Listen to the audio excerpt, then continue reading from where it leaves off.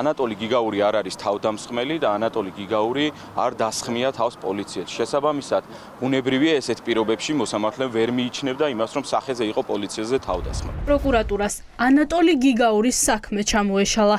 დადასტურდა, რომ გიგაურის მხრიდან პოლიციელზე თავდასხმას ადგილი არ ქონია.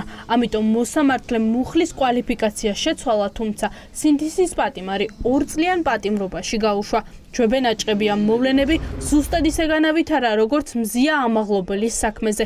პროკურატურამ ვერცერთ საქმეზე პოლიციელზე თავდასხმა ვერ დაადასტურა. ძალიან კარგად ჩანს ვიდეო კადრებში, თუ როგორ ურტყავს პოლიციელი შეკრულ მუშტ სახეში ანატოლი გიგაურს და სულ 2-3 წამში უკვე გიგაური ახორციელებს იმ მოქმედებას, იქნევს ხელს პოლიციელის მისამართით, შესაბამისად იგერიებს მას. სავარაუდოდ მოსამართლემ არ შეაფასა ეს მოქმედება, როგორც აუცილებელი მოგერიების ფარგლებში განხორციელებულ მოქმედებად, რაც რა თქმა უნდა არის დაუსაბუთებელი ნებისმიერ შემთხვევაში. საინტერესოა ჩვენთვის მოსამართლე როგორ დაასაბუთებს ამას განაჩენში, ვინაიდან ხელის გულზე აქვს ფაქტობრივად კადრები, თუ როგორ ურტყავს ჯერ პოლიციელი გიგაურს. ხრათუია საქმის პროკურორი ამტკიცებს, რომ გიგაურმა პოლიციელს ხელი მიზან მიმართულად გაარტყა.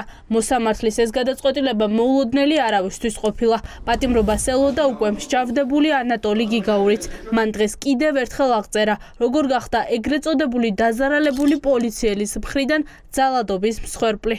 დაზარალებული მოიყვანა, რომელმაც მაწამა ბორკილებ დადებულს თავში მირტყა და ტვინის შერყევა დამართა და ესაა თურმე დაზარალებული. მედამესხდნენ თავს მეორედაც, მედამესხდნენ თავს მესამედ, მაწამეს და 9 თვე ციხეში მაინც მე გამომკეტეს. გაბუნიას სახეში მირტყავდა. სადნახეთ ჩემი თავდასხმა, რისთვის მამყოფებ ციხეში? ეს მე ვიცი, მაგრამ ვიბრძოლებ ბოლომდე როგორც შემეძლება. ბოლომდე ვიბრძოლებ. ვნახოთ ვისი გავა, ახლა თქვენ ხართ სათავეში, მაგრამ მუნდირია, უკან მუწუკები არიან, რომელიც ჩირკს ცხებენ ყველაფერს. მე კარგს არაფერს ველოდები თქვენ გადაწყვეტილებას სხდომათა დარბაზში ისმენდნენ ანატოლი გიგაურის ოჯახის წევრები. 2008 წლის აგვისტოს ომის მონაწილე ციხეში კიდევ წელიწადი და 3 თვე იქნება.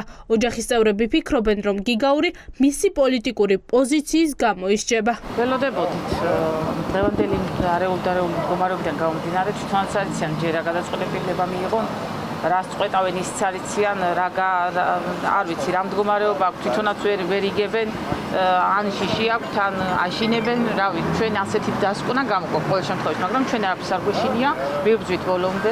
პროკურატურას მტკიცებულებები აღარ აქვს არც ჟურნალისტის ნიკა კაციას საქმეზე. დღეს 2 ექსპერტმა დაადასტურა, რომ კაციას თმის ნიმუშის მიხედვით მის ორგანიზმში ნარკოტიკული ნივთიერების კვალი არ აღმოჩნდა. ეს ჩვენება დღეს სასამართლოს ექსპერტმა მარიამ ბახუტაშვილმა მისცა. ექსპერტიზის შედეგად დადგენილია, რომ თმის ნიმუშში არ აღმოჩნდა ნარკოტიკული საშუალება. ექსპერტიზის პროცესი შეუფერხებლად წარიმართა, მათ შორის ნიმუშის აღება.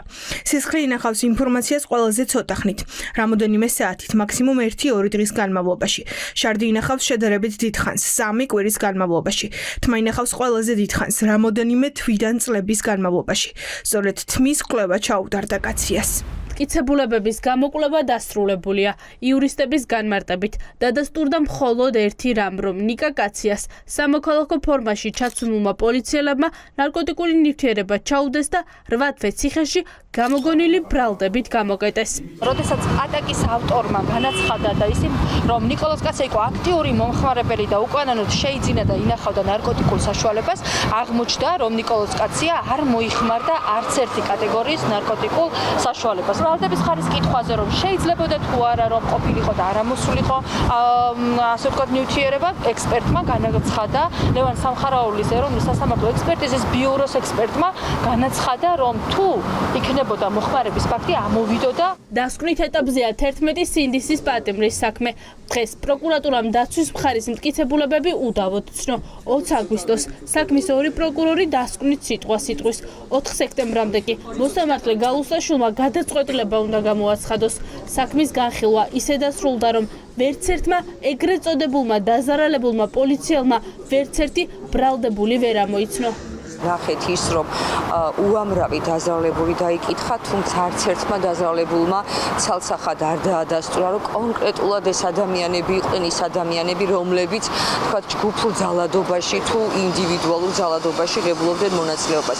ამ ყველაფრის გათვალისწინებით მე მაქვს მოლოდინი, რომ სასამართლომ უნდა მიიღოს ერთადერთი გადაწყვეტილება და ეს უნდა იყოს გამართლებელი განაჩენები.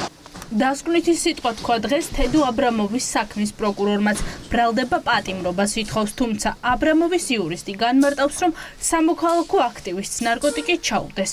14 აგვისტოს აბრამოვი და მისი ადვოკატი დასკვნით სიტყვას იტყვის. ბრალდების მხარემ ვერანაირი კონკრეტული მტკიცებულება ვერ დაასახელა, რაც ბრალდებას უდევს საფუძვლად და რაც დღეს მოითხოვა, რის საფუძველზე დღეს მოითხოვა თევდორე აბრამოვის მიმართ გამამტყუნებელი განაჩენის დადგენა. აგვისტოს ბოლომდე სინდისის პატიმრების საქმეებზე მოსამართლეები გადაწყვეტილებას გამოაცხადებენ.